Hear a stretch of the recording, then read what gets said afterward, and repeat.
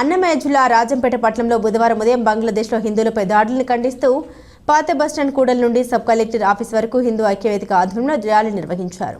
ఈ సందర్భంగా విహెచ్పిఎస్ నాయకులు మాట్లాడుతూ హిందువులపై జరుగుతున్న దాడుల్ని అడ్డుకోవడంలో బంగ్లాదేశ్ ప్రభుత్వం అసమర్థత చూపుతోందని వ్యాఖ్యానించారు. అమాయక ప్రజలపై జరుగుతున్న దాడులు ఆపాలని, అల్లరి మోకల్ని కఠినంగా అణిచివేయాలని నినాదాలు చేశారు.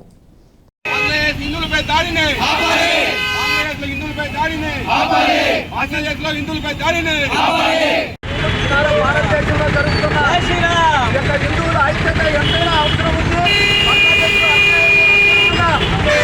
దేవాలయంపై దాడులు చేస్తూ వాళ్ళందరికీ ముస్లింలు ఇబ్బందులు ఉన్నప్పుడు వాళ్ళకి అన్నం పెట్టిన మన యొక్క ఇస్కాన్ స్వామి అరెస్ట్ చేసి ఆయన తీవ్రవాదిగా చిత్రీకరించడం చాలా దారుణమైన విషయం ఇది.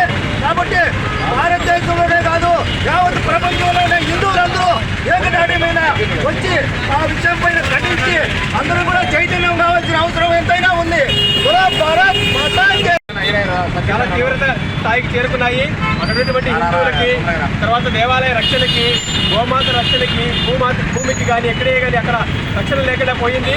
అక్కడైతే మరీ దారుణంగా గోవులు చంపడము, సాధు సంతులను చంపడము, వాళ్ళు తీసుకెళ్లి అక్రమంగా కేసులో ఇరికించడము, వాళ్ళ తరఫున లాయర్ ఒక ముస్లిం వ్యక్తినే వాదించడానికి ముందుకెళ్తే ఆ లాయర్ని కూడా చంపబడ్డాము.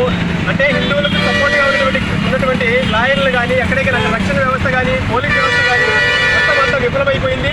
ఇది తీవ్రంగా ఖండించాల్సిన విషయం. యావత్ భారతదేశమే కాదు, మొత్తం ప్రపంచమంతా కూడా దీన్ని ఖండించాల్సిన సమయం ఆసన్నమైంది.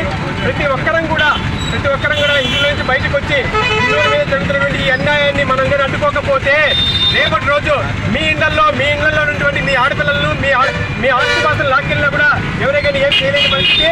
అందరం కూడా ఐకమత్యంగా ముందుకు వచ్చి బయటకు వచ్చి ఇలాంటి విషయాన్ని ఖండించాల్సిన సమయం ఆసన్నమైంది. జై శ్రీరామ్.